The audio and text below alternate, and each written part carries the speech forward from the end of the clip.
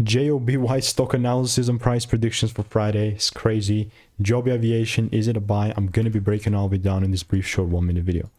Now, I am the only person that has done this for 5 years straight, 43,000 videos documented and showing you what's actually working and what's not. With Joby, I can quite confidently tell you, as the guy that's actually been here before the hype.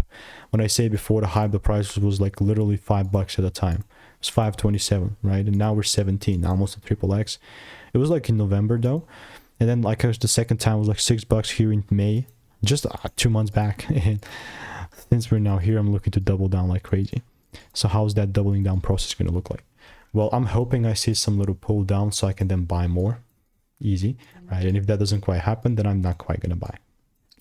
Like very, very simple.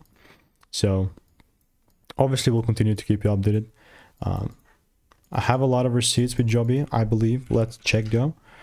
Yeah, just 6 results. That's not a lot, but it's a very decent amount. And if you want to stay tuned with Joby and want to get my money making emails and insights, click the first link in the description. It's free.